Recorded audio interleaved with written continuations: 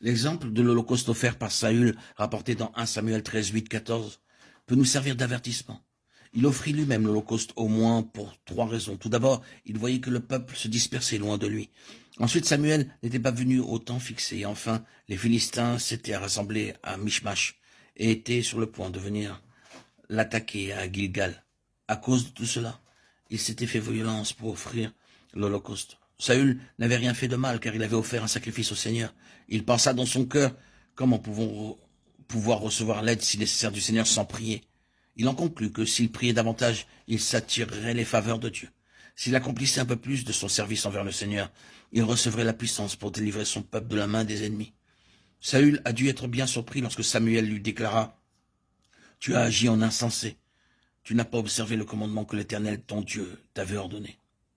L'Éternel aurait affermi pour toujours ton règne sur Israël, et maintenant ton règne ne durera pas. L'Éternel s'est choisi un homme selon son cœur, et l'Éternel l'a destiné à être le chef de son peuple, parce que tu n'as pas observé ce que l'Éternel t'avait commandé. 1 Samuel 13, 13, 14. Le « je me suis dit » au verset 12 de Saül n'était pas un ordre de Dieu. Par cela même, nous apprenons que Dieu désire que nous le servions selon ses ordres et non pas d'après nos pensées ou nos suppositions. Toute œuvre qui a pour base nos suppositions ou nos plans sera rejetée par le Seigneur, car il cherche un homme selon son cœur. Il apprécie beaucoup plus notre obéissance que ce que nous faisons. Écouter sa parole vaut mieux que la graisse des béliers. 1 Samuel 15, 22. Chaque serviteur de Dieu doit se souvenir de cela.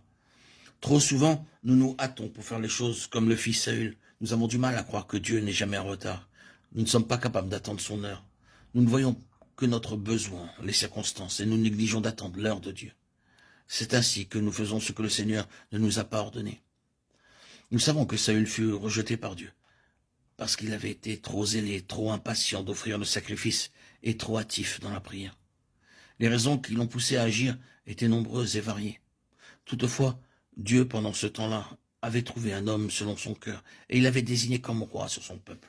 L'homme que le Seigneur désire n'est pas quelqu'un d'irréfléchi, d'empressé, au point de ne pas savoir attendre. Si nous avions dû choisir, nous aurions sans nul doute opté pour quelqu'un de semblable à Saül.